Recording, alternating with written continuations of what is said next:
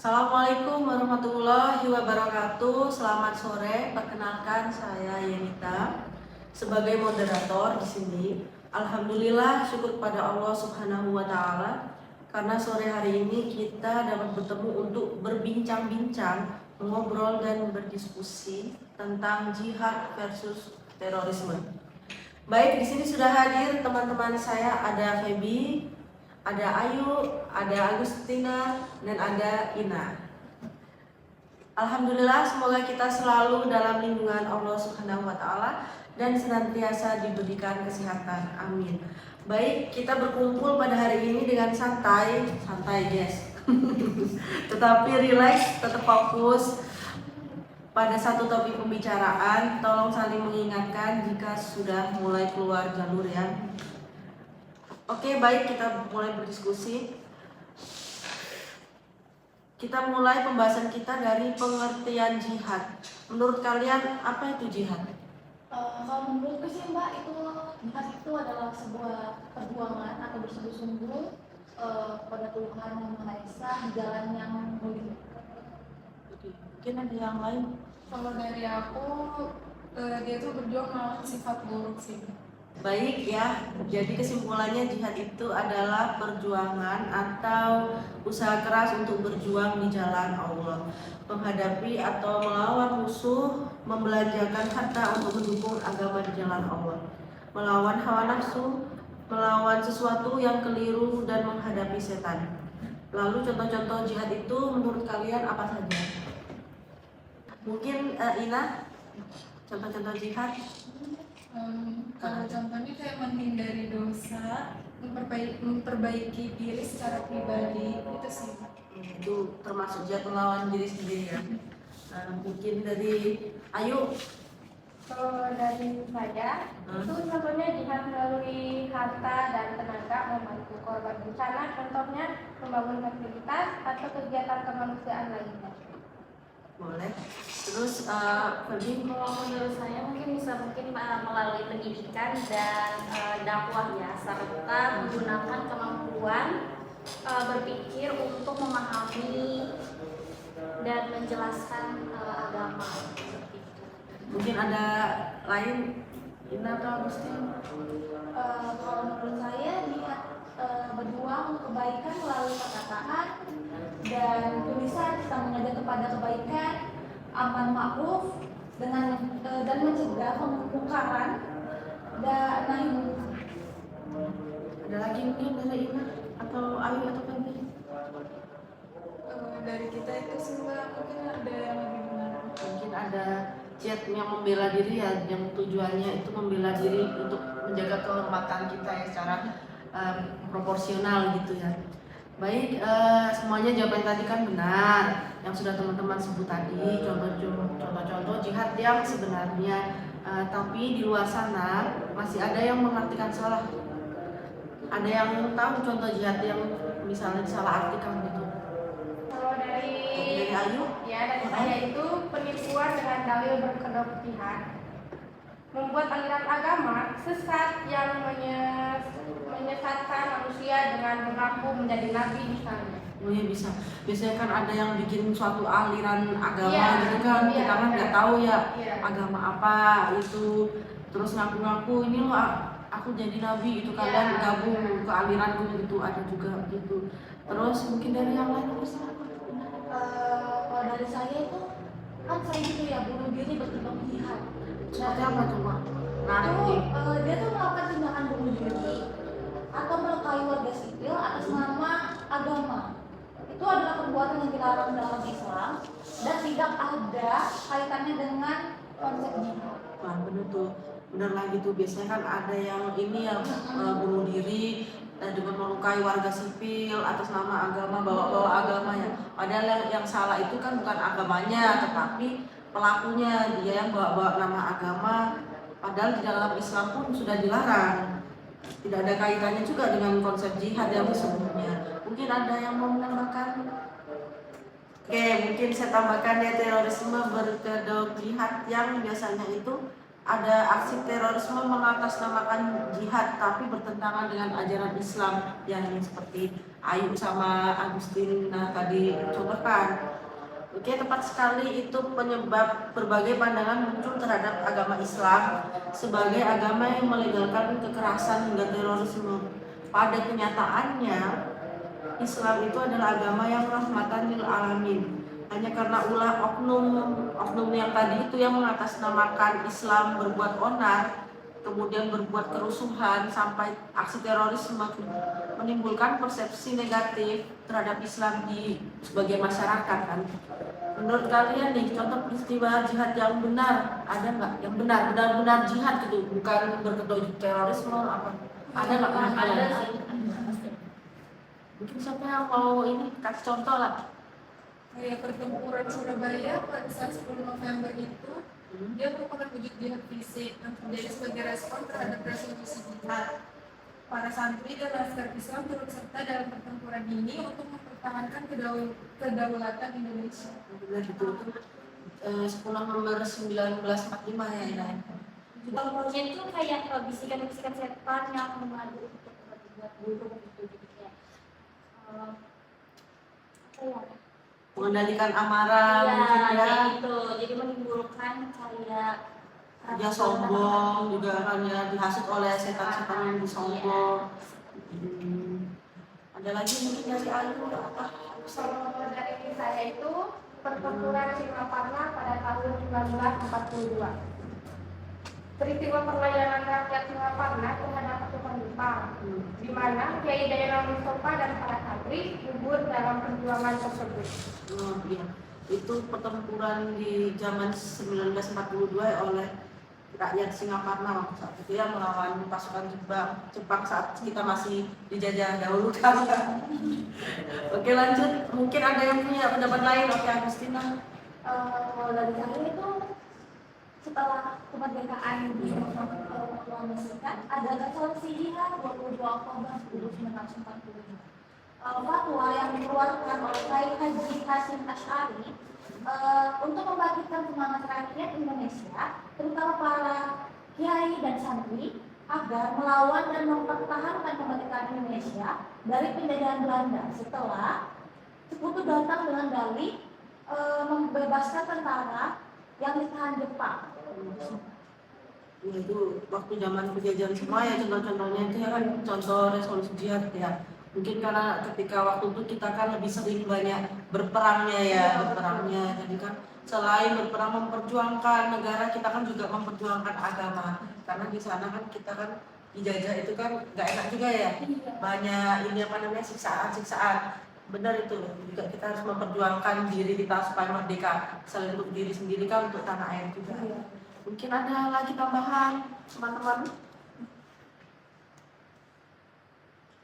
dari Ina, mungkin ada tambahan atau dari Ayu lagi kah, Baby lagi kah? Sampai aja sambil makan. Kita kan diskusi. Mungkin ada yang giat menuntut ilmu, misalnya belajar ilmu agama, ilmu pengetahuan seperti sekolah, itu kan juga menghafal Al-Quran, juga mendalami studi agama kan juga termasuk jihad juga sih, jihad kan mempelajari agama, mempelajari ilmu pengetahuan gitu. Mungkin ada lagi? Ada juga sih Pak, jihad melawan kezaliman. Nah itu kita tuh harus mengatakan kebenaran di hadapan penguasa yang zalim. Cara ini dapat dilakukan dengan lisan dan hati jika tidak memungkinkan secara fisik. Itu sih Mbak. Iya benar, diskusi yang mungkin kita kan, apalagi kan di Indonesia ini kan demokrasi ya, jadi kan kita bisa melawan kezaliman itu lewat ini lisan. Kita berpendapat kalau misalnya itu untuk kebaikan ya tidak masalah ya kan, itu lebih baik lagi. Oke, luar biasa, Masya Allah jawaban kalian ya, tepat sekali. Itu semua sudah disebutkan oleh teman-teman benar adanya. Baik, selanjutnya menurut teman-teman apa itu pengertian dari terorisme? Ancaman mungkin, ancaman. Ancaman sendiri. Kalau teroris itu dia tuh seperti kayak sengaja membuat ketakutan massal, seperti ancaman sendiri. Mengancam yang massa ya, Iya. mengancam mungkin penduduk sipil, warga sipil gitu kan. Oke, jadi kesimpulannya itu terorisme adalah penggunaan kekerasan yang direncanakan yang bertujuan untuk menciptakan rasa takut di masyarakat luas untuk mencapai tujuan politik bisa, ideologis juga bisa, keagamaan juga bisa, dan seringkali melibatkan tindakan terhadap warga sipil atau fasilitas publik demi memperoleh publisitas dan pengaruh. Tujuannya itu bisa beragam loh. Seperti mempengaruhi kebijakan pemerintah, mungkin bisa menyebarkan pesan ketakutan, jadi menakut-nakuti warga ya kan, supaya takut, atau menghancurkan struktur sosial, ekonomi atau politik suatu negara. Lalu contohnya nih aksi terorisme, Contohnya itu ada serangan bom Surabaya dan Sidoarjo pada tahun 2018. Jadi serangan bom bunuh diri juga ada di 3 gereja, satu kompleks rumah susun dan satu kantor polisi di Surabaya dan Sidoarjo. Sekali ya kan, padahal itu kan sebenarnya kita nggak boleh lah seperti itu kan, membuat warga sipil itu takut ya. Penakut itu termasuk fasilitas publik kan, rumah ibadah ya, yang seharusnya rumah digunakan untuk beribadah ya, malah digunakan untuk ancaman, nakut-nakuti bagaimana saudara-saudara kita mau beribadah ya kan. Kemudian mungkin ada lagi Contoh lainnya tuh kayak serangan Jakarta pada tahun 2016 tuh Mbak. Yaitu serangan raya ledakan dan penembakan di sekitar Plaza Sarinah MH Tamrin, Jakarta. Itu yang ramai tuh, yang dulu sampai banyak yang jual emang Indonesia ini beda ya dengan Jakarta. Kita ada bom malah ditontonin kan, waktu itu ya, ditontonin. Ada yang jualan juga ya. Jualan semua di situ bakulan malahan. Beda memang lain. Padahal kita lagi diancam, tapi luar biasa mentalnya warga sipil Indonesia berarti. Oke. Sekarang apa yang kalian tahu tentang radikalisme? Kalau menurut aku, radikalisme itu paham atau aliran yang menginginkan perubahan sosial dan politik secara drastis atau keras gitu. Jadi seringkali kita tuh menolak tatanan sosial yang sedang berlaku. Mungkin bisa saya tambahkan juga. Boleh. Radikalisme itu sering dianggap sebagai fase atau paham yang menjadi dasar bagi tindakan terorisme di mana individu atau kelompok tertentu membenarkan penggunaan kekerasan. Nah, terus tuh Radikalisme. radikalisme dapat muncul karena berbagai faktor termasuk pengaruh ideologi, politik, kondisi sosial ekonomi serta psikologis individu. Benar sekali itu yang kalian sebutkan tadi ya, pengertian radikalisme ya. Jadi radikalisme maupun terorisme itu merusak ajaran agama dan nilai-nilai yang ada dengan membenarkan kekerasan dan tindakan brutal untuk mencapai tujuan mereka. Keduanya itu dapat meningkatkan intoleransi, diskriminasi, dan konflik komunal yang mengancam keutuhan serta tatanan sosial suatu negara. Menurut kalian bagaimana cara mencegah terorisme dan radikalisme? Menurut kalian mungkin ada yang punya pendapat? Mungkin Ayo. dengan meningkatkan kesadaran nasional dan memperkenalkan pengetahuan dengan benar dapat melawan penyebaran dan paham radikal. Jadi pendidikan itu di negara kita harus masih ditingkatkan kesadarannya. Jadi ya kan ada yang orang biasanya aku nggak sekolah lah gitu ya kan. Ya, benar. Dari situ kan dia lebih gampang untuk masukin paham-paham yang tidak benar gitu kan. Ya, betul dukungan orang tuanya juga. Harus lebih sadar akan pendidikan zaman sekarang ya kan. Kemudian mungkin ada lagi. Kalau untuk dari sosial media contohnya ya, mungkin bisa memantau atau melakukan kontra radikalisasi. Jadi melalui media sosial itu menjadi langkah penting untuk membatasi penyebaran ideologi yang berbahaya. Jadi kita bisa menggunakan media sosial kan sekarang kan udah canggih ya, apalagi itu pasti di medsos. Jangan dikit-dikit viral, Iya. menyebarkan berita yang hoax gitu kan. Cari dulu sumber yang terpercaya dulu. Jangan mudah percayalah dengan sumber-sumber yang aneh-aneh, tidak jelas, belum jelas kebenarannya. Mungkin ada lagi? Mungkin bisa ditambah dengan kerjasama dan partisipasi, melibatkan semua lapisan masyarakat termasuk akademisi dan lembaga penegak hukum. Sangat penting untuk menciptakan strategi pencegahan yang efektif. Mungkin kita bisa bekerja sama dan berpartisipasi dengan akademisi atau lembaga penegak hukum ya. Contohnya kan dengan polisi kan mengayomi masyarakat lah. Jadi kan daripada kita memicu sesuatu yang tidak benar, lebih baik kita bekerja sama dengan lapisan masyarakat yang penegak hukum tersebut gitu, yang mereka lebih tahu hukumnya.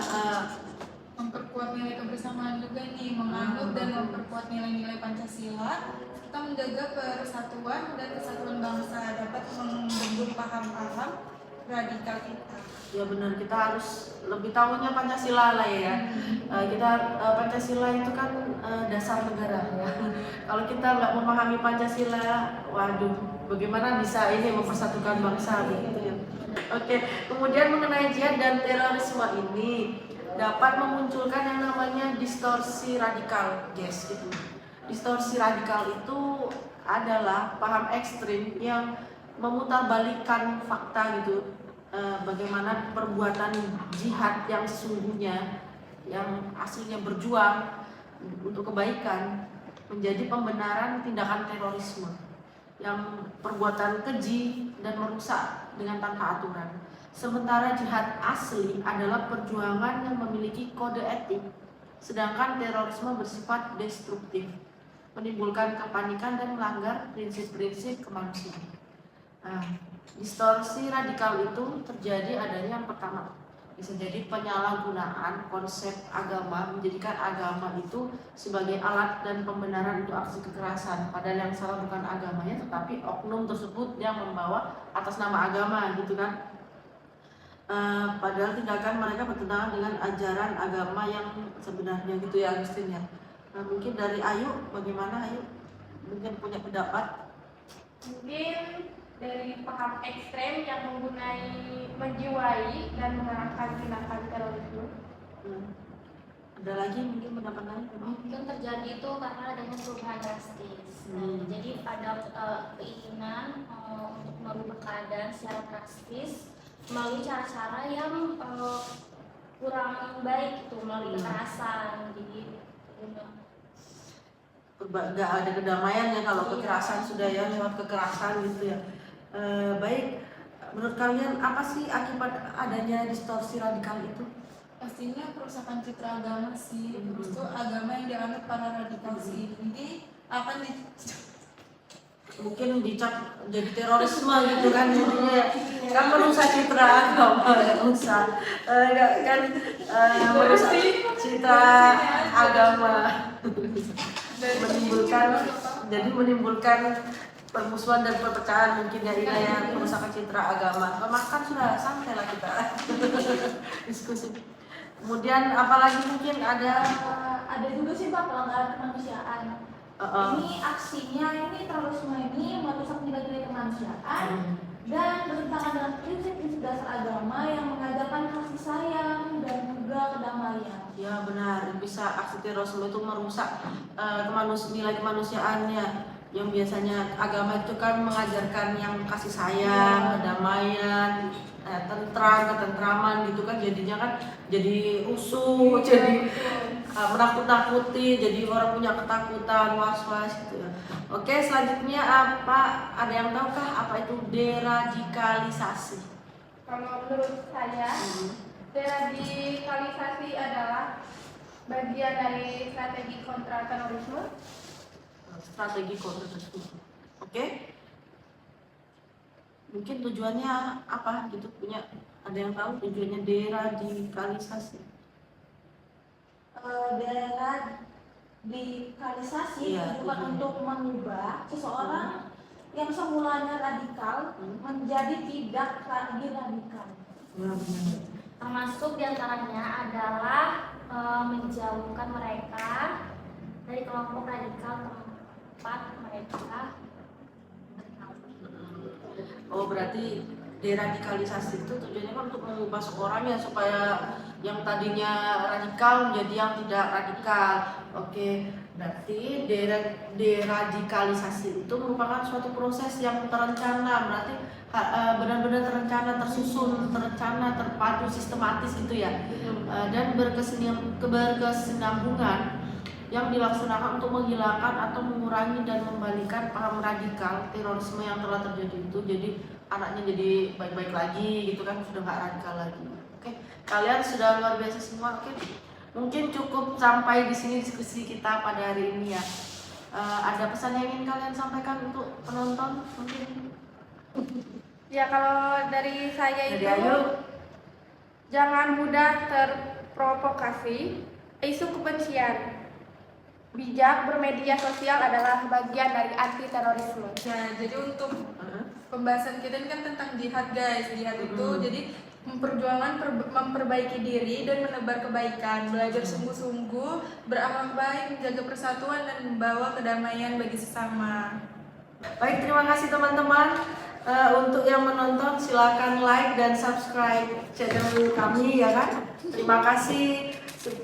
Sebagai umat Islam kita harus berjihad di jalan Allah, melawan diri sendiri untuk menjadi pribadi yang lebih baik, bersedekah maupun ikut serta dalam kegiatan kemanusiaan, menyebarkan ajaran agama Islam dengan benar, membela diri untuk menjaga kehormatan, serta berbuat baik melalui perkataan maupun tulisan. Oleh karena itu kita harus menghindari perbuatan terorisme dan radikalisme dengan cara melawan penyebaran paham radikal, membatasi penyebaran ideologi yang berbahaya, menciptakan strategi pencegahan yang efektif agar dapat membendung paham-paham radikal guna menjaga persatuan dan kesatuan bangsa. Mungkin kita cukupkan ya diskusi kita pada hari ini. Terima kasih. Kami pamit undur diri. Wassalamualaikum warahmatullahi wabarakatuh. Selamat sore. Sampai jumpa lain waktu. Bye guys.